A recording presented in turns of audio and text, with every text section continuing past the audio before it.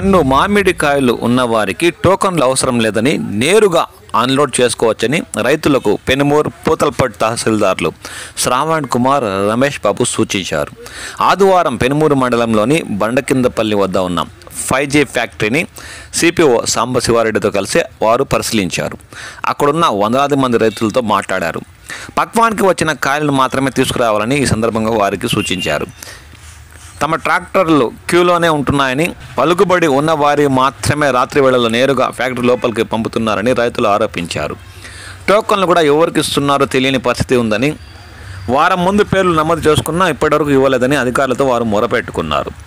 యజమానులు 3 రోజులుగా ఇక్కడ లేరని, సిబ్బందికి అడిగితే తమకు తెలియదని అంటున్నారని ఆవేదన వ్యక్తం చేశారు. అధికారులు మాట్లాడుతూ బుధవారం నుంచి పంచాయతీల్లో గ్రామ సభలు పెట్టి గుర్తించిన రైతులకు టోకన్లు అందిస్తామని ఈ సందర్భంగా వారు హామీ ఇచ్చారు. దాంతో టోకన్ల కోసం వచ్చిన రైతులు వెనక్కి తిరిగి వెళ్లారు. మామిడి రైతులకు జ్యూస్ ఫ్యాక్టరీ సిబ్బంది ఇబ్బంది పెట్టవద్దని ఆర్డీఓ శ్రీనివాసరావు అన్నారు.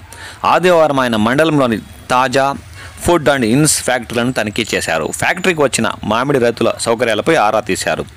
తేదీల ప్రకారం టోకన్లు తీసుకుంటున్నారా అని ఆయన రైతులను అడిగి తెలుసుకున్నారు. ఫుడ్ అండ్ ఇన్స్ ఫ్యాక్టరీలో మామిడి రైతులకు అన్నం వండిస్తుండడం చూసి ఆయన సంతృప్తి వ్యక్తం చేశారు. రైతులకు ఇబ్బంది పెట్టకుండా సరైన సమయానికి అన్లోడింగ్ చేసి పంపాలని ఈ సందర్భంగా వారు ఫ్యాక్టరీ యాజమాన్యాన్ని సూచించారు.